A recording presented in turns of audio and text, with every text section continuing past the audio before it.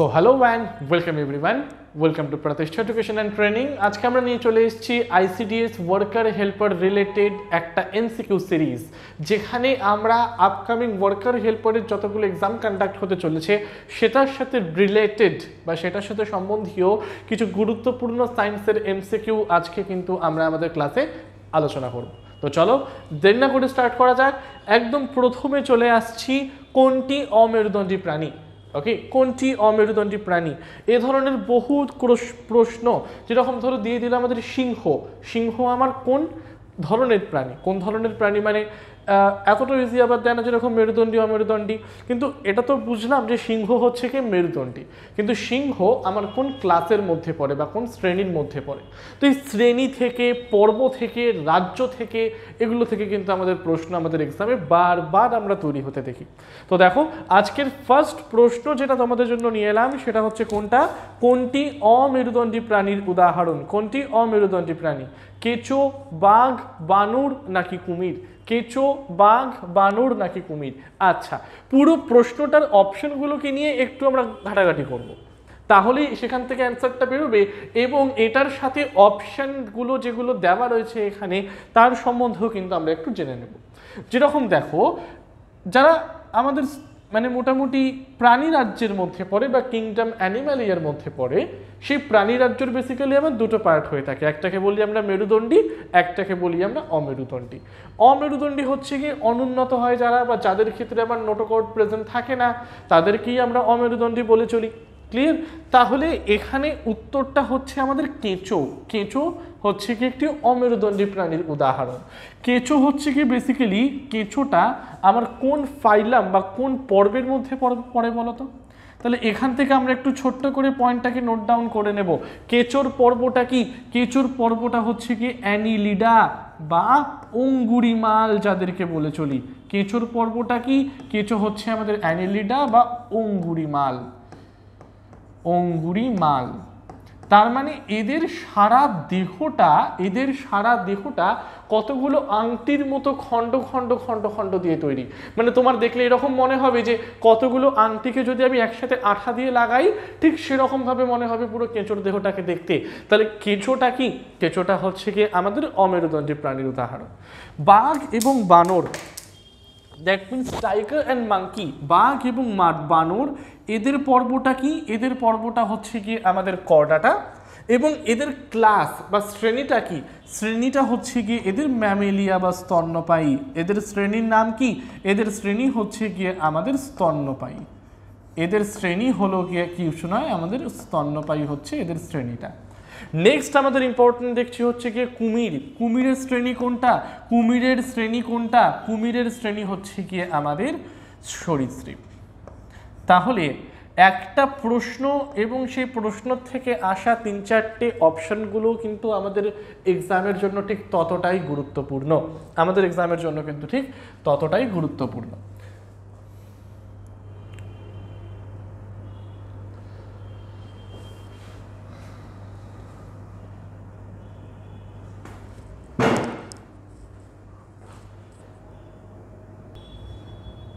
ওকে, আর তাহলে কুমিরটা কি হবে? কুমিরের শ্রেণীটা হলো গিয়ে আমাদের সরীসৃপ হয়ে যাবে।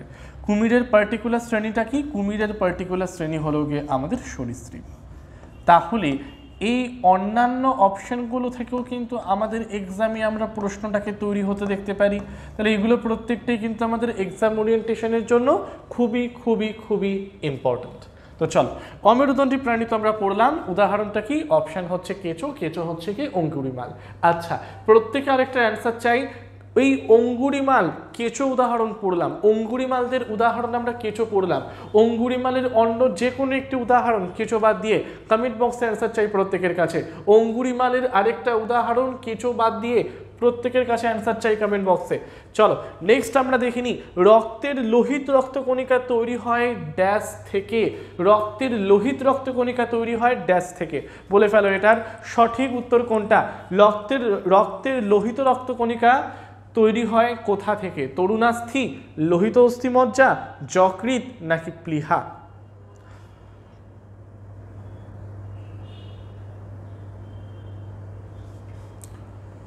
চলো তাহলে এটার ক্ষেত্রে সঠিক উত্তরটা কি? সঠিক উত্তরটা হচ্ছে কি অপশন নাম্বার বি, লোহিত অস্থিমজ্জা। সঠিক উত্তর অপশন নাম্বার বি, লোহিত অস্থিমজ্জা।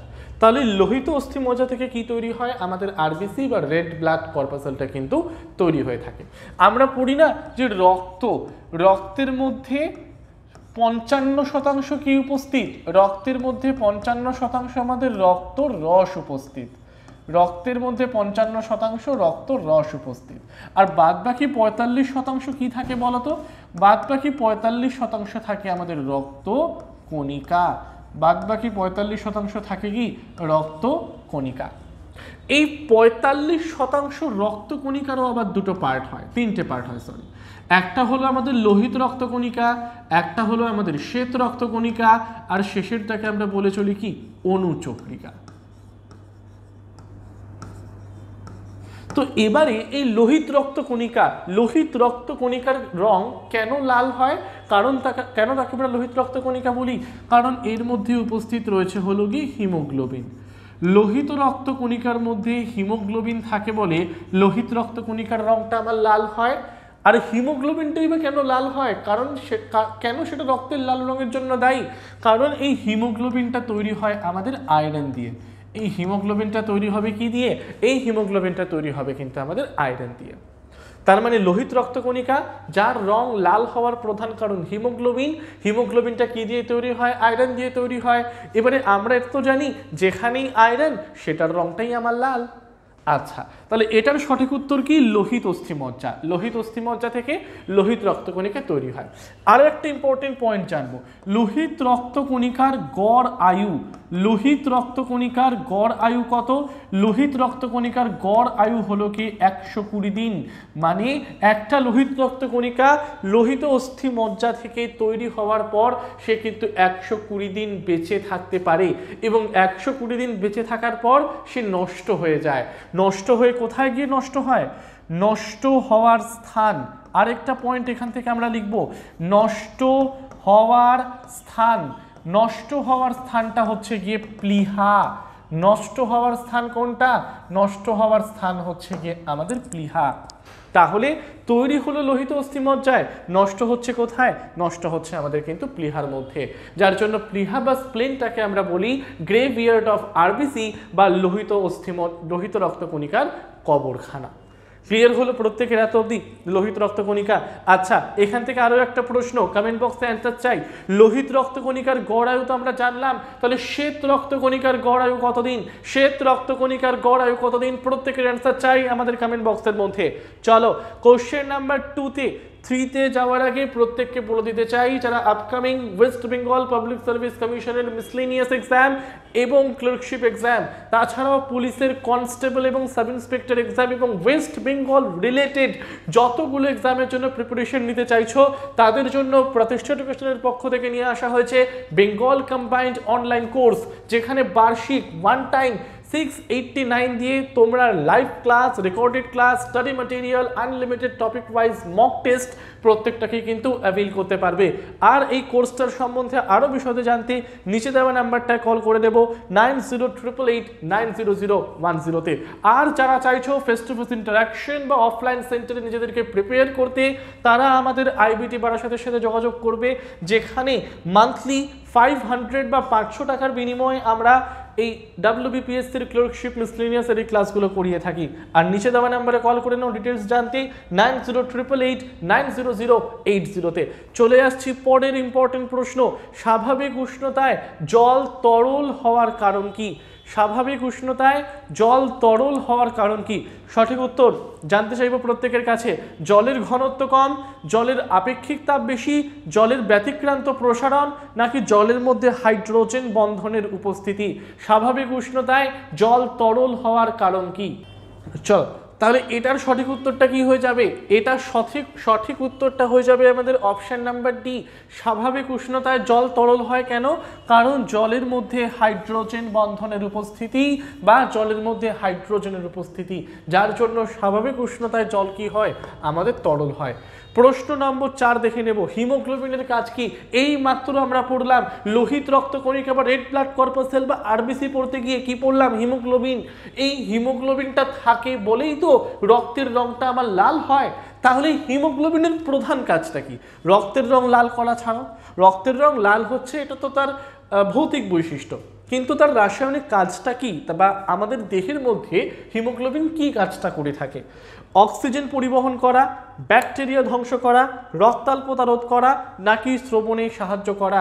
নিম্নলিখিত চারটির মধ্যে কোনটি আমার হিমোগ্লোবিনের কাজের উদাহরণ? তাহলে এটার সঠিক উত্তর কোনটা হয়ে যাবে? সঠিক উত্তর হয়ে যাবে অপশন নাম্বার এ, অক্সিজেন পরিবহন করা। কারণ হিমোগ্লোবিন প্লাস অক্সিজেন যুক্ত হয়ে কি তৈরি করে? হিমোগ্লোবিন প্লাস অক্সিজেন একে অপরের সাথে যুক্ত হয়ে কি তৈরি করবে? তৈরি করবে আমাদের অক্সি হিমোগ্লোবিন। যেই অক্সি হিমোগ্লোবিন রক্তের মধ্যে কি করবে? রক্তের মধ্যে অক্সিজেনটাকে পরিবহন করতে কিন্তু সাহায্য করবে। ক্লিয়ার হলো? বোঝাতে পারলাম প্রত্যেককে? প্রশ্ন নম্বর 5 চলে যাচ্ছি। খুব সহজ একটা প্রশ্ন, মানুষের শরীরে হাড়ের মোট সংখ্যা কত? মানুষের শরীরে হাড়ের মোট সংখ্যা কত? 205, 206, 207 নাকি 208? বলে ফেলো সঠিক উত্তর কোনটা? মানুষের শরীরের মোট হাড়ের সংখ্যা হলো, তাহলে এই উত্তরটা তো প্রত্যেকেই আমরা জানি যে মানুষের শরীরে মোট হাড়ের সংখ্যা হলো গিয়ে 208, তাই তো?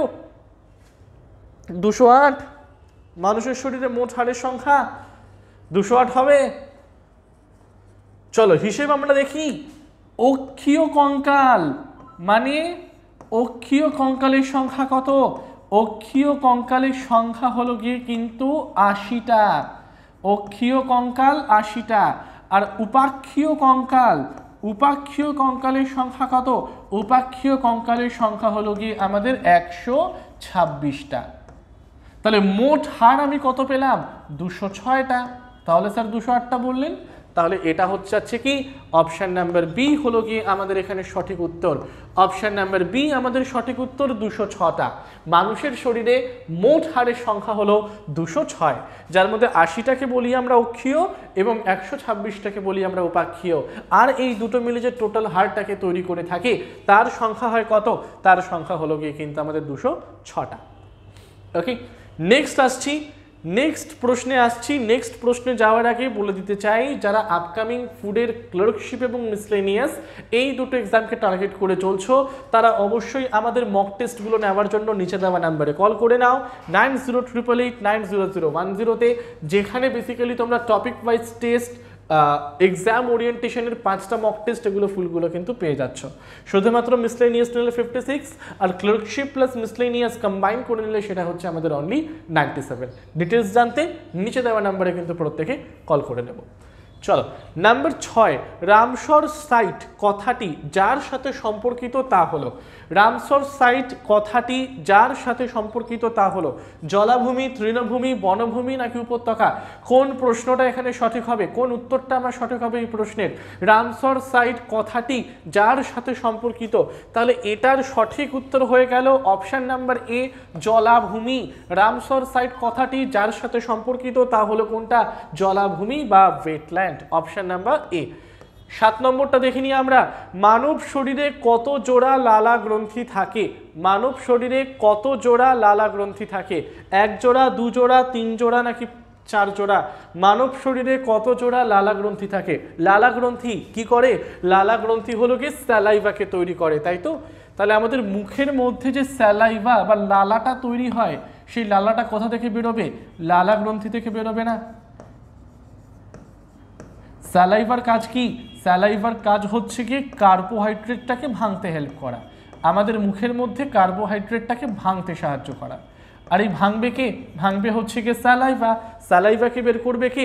লালা গ্রন্থি। দেখে নাও এখানে প্যারোটিড, কানের দুপাশে প্যারোটিড, মানে জিভের ঠিক নিচে রয়েছে কি সাবম্যান্ডিবিউলা, এবং আরেকটু উপরের পজিশনে আমরা কাকে দেখতে পাই?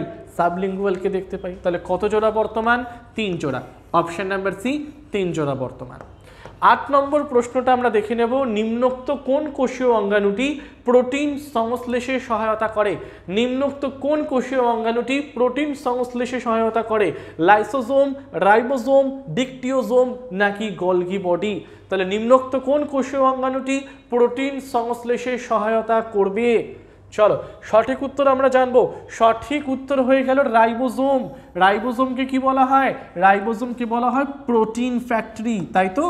রাইবোজোমকে আমরা কি বলবো? রাইবোজোমকে বলা হয় প্রোটিন ফ্যাক্টরি, কারণ রাইবোজোম নামে কোষীয় অঙ্গাণুটা মানব শরীরের প্রোটিনগুলোকে বিশ্লিষ্ট করতে বা সংশ্লেষ করতে বা সিনথেসাইজ করতে কিন্তু হেল্প করে, যার জন্য এটাকে আমরা কি বলি? Protein factory. তাহলে সঠিক উত্তর কোনটা? Option number B, ribosome. Okay, ribosome হচ্ছে কি প্রোটিন সংশ্লেষে কিন্তু সহায়তা করে থাকে। প্রশ্ন নম্বর 8টাকে জেনে নিয়ে আমরা। 8 নম্বর প্রশ্ন, নিচের কোনটি এককোষী প্রাণী? নিচের কোনটি এককোষী প্রাণী? খুব ইজি। অ্যামিবা, ফিতাকৃমি, ব্যাকটেরিয়া নাকি নীলাভ সবুজ শৈবাল? নিচের কোনটি এককোষী প্রাণীর উদাহরণ? নিচের কোনটি এককোষী প্রাণীর উদাহরণ? তো দেখো, একদম সব থেকে সর্বাপেক্ষা অনুন্নত জীব তাদেরকে আমরা কি বলি? অ্যামিবা বলি না? তাহলে অ্যামিবার পুরো দেহটা আমার তো শুধুমাত্র একটা কোষ দিয়েই তৈরি হয়, তাহলে নিচের কোনটি এককোষী প্রাণী? সেটা হচ্ছে amoeba. Option number A, amoeba. Last প্রশ্ন আজকের আমরা দেখে নেব, সেটা কি বলছে? গোদ রোগের জন্য দায়ী কোন জীবাণু? দেখো পা ফুলে যাচ্ছে, পায়ের মধ্যে যে লসিকা বাহটা রয়েছে, লসিকা বাহটা আমার ফুলে যাচ্ছে, তাহলে এটাই হচ্ছে কি? গোদ রোগ। তাহলে গোদের জন্য দায়ী কোন জীবাণু? ফাইলেরিয়া, প্লাজমোডিয়াম, অ্যামিবা নাকি সালমোনেলা? নিম্নোক্ত কোনটি গোদ রোগের জন্য দায়ী? দেখো প্লাজমোডিয়াম তো আমাদের প্রত্যেকের মুখস্থ হয়ে গেছে। প্লাজমোডিয়ামের কোন রোগের জন্য দায়ী হবে? প্লাজমোডিয়াম হচ্ছে গিয়ে ম্যালেরিয়া। প্লাজমোডিয়াম, ম্যালেরি, ওভেল, ফ্যালসিপেরাম, এগুলো প্রত্যেকটা হচ্ছে কি ম্যালেরিয়া। অ্যামিবা হবে না। সালমোনেলা হচ্ছে কি ওয়ান টাইপ অফ ব্যাকটেরিয়া আমরা বলতে পারি। তাহলে গোদ রোগের জন্য দায়ী, গোদ হচ্ছে কি একটা হেলমিন্থ ডিসঅর্ডার, তাহলে কোনটা দায়ী? সেটা হচ্ছে কি ফাইলেরিয়া। ফাইলেরিয়া দায়ী। তাহলে 10 নম্বর প্রশ্ন, গোদ রোগের জন্য দায়ী আমার কোন জীবাণু? সেটা হচ্ছে কি ফাইলেরিয়া। অপশন নাম্বার এ হলো গিয়ে এখানে আমাদের সঠিক উত্তর। ক্লিয়ার? সো তাহলে আজকে আমাদের সায়েন্স সিরিজের ক্লাস এখানেই এন্ড করব। ভিডিওটিকে ভালো লাগলে অবশ্যই তোমরা লাইক, শেয়ার এন্ড সাবস্ক্রাইব করবে, চ্যানেলটিকে সাবস্ক্রাইব করে দেবে। Till then, thank you everyone.